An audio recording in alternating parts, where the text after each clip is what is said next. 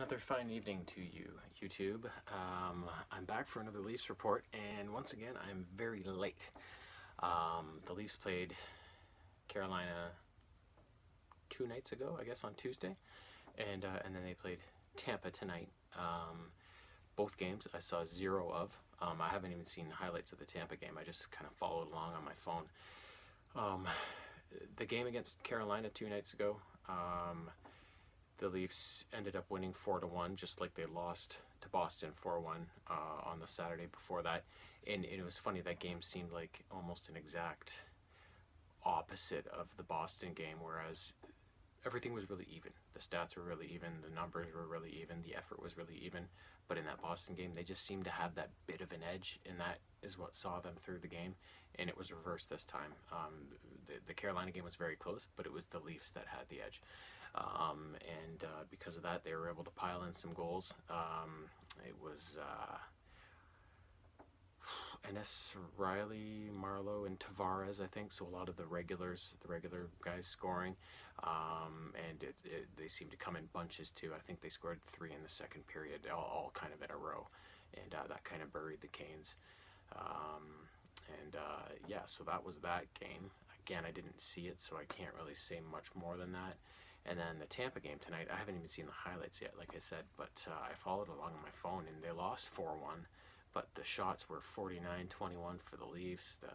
It looks like they were by far the better team, but again, the hockey gods evening things out, right? And Leafs lose a game they probably should have won, so down the road, they'll probably pull one out that they shouldn't have won. So yeah, and I mean, Tampa's top team in the East, so you can't be, just be happy the Leafs came out and gave that sort of effort and had that sort of edge over that team, right? They should have won but didn't, but the effort was there, the results were there. Well, the end result wasn't there, but the effort and the attempts were there, so you can't read too much into it and get too upset about it. But the one concerning thing about these two games is that, and recently too, their power play has, after how ridiculous it looked in the early going before Matthews got hurt, it's really dried up. So I think in those two games, they're a combined 0 for 10 on the power play, and so that's, pretty bad, but it'll all even out. But yeah, they've definitely hit a slump power play wise. And but other than that, everything's going well. They're rolling. They're winning most of their games, and a bit of adversity here and there. That's fine. Just not one of those long stretches that we had at the start of the season. That's I don't want any streaks like that, and there shouldn't be anymore. They're in a good groove, and they've got too good a team to really put many big losing streaks together. So anything can happen, but I doubt it. So. Yeah, so they split these last two games. I didn't get to watch any of them.